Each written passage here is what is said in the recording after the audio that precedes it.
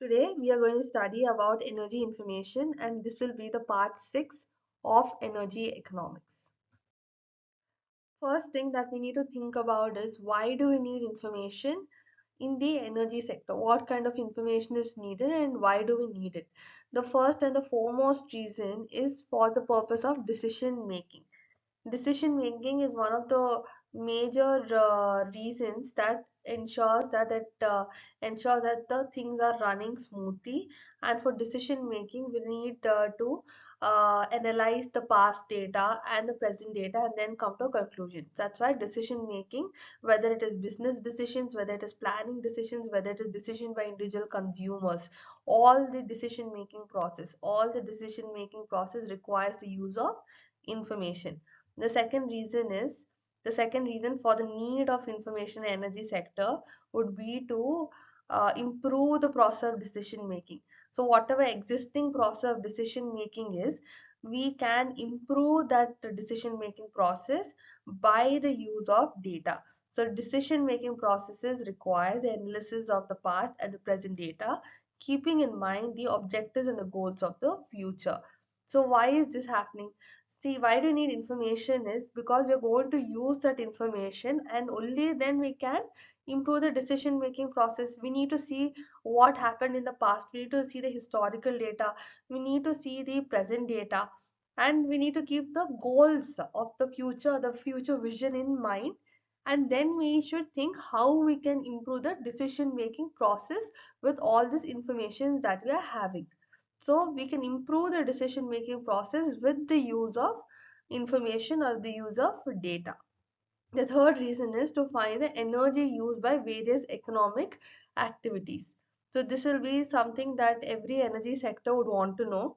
They want to know which kind of energy is being used the most, whether it is electricity, whether people want like a thermal energy, whether we have to start producing more of ACs, whether we need to produce some other element. So all these things. So which kind of energy is in demand? Which kind of energy is in demand for the purpose of various economic activities, that has to be found out. Again, to find that, what do you need? We need information, we need data to find this.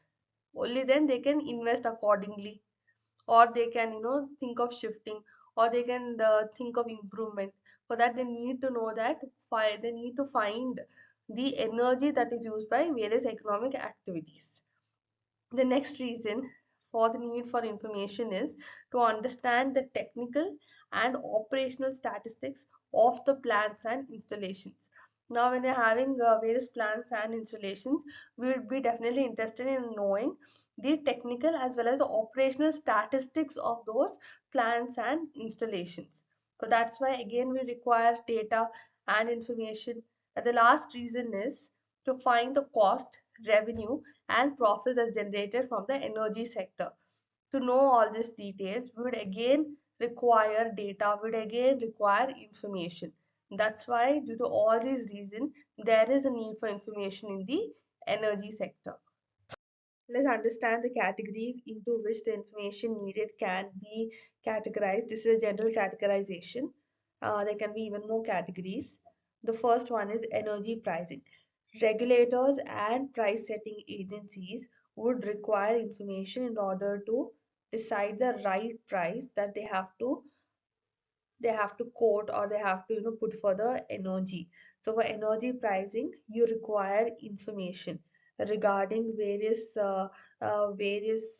commodities, regarding various items. Like you would need information regarding how much is the consumption of fuels, what is the consumption pattern by income groups, how is the consumption taking place in rural and urban areas, where it is more. So all such information would be required for energy pricing decisions to be taken. The next category is energy investment decisions.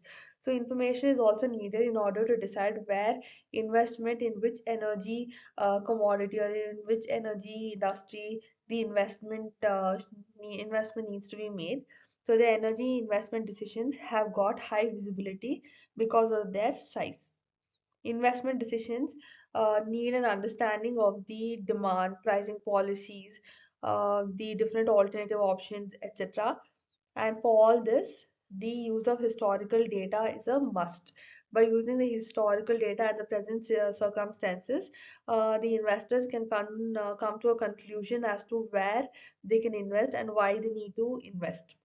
The third category, the third general category that we can divide the information needed is decisions on research and development of energy.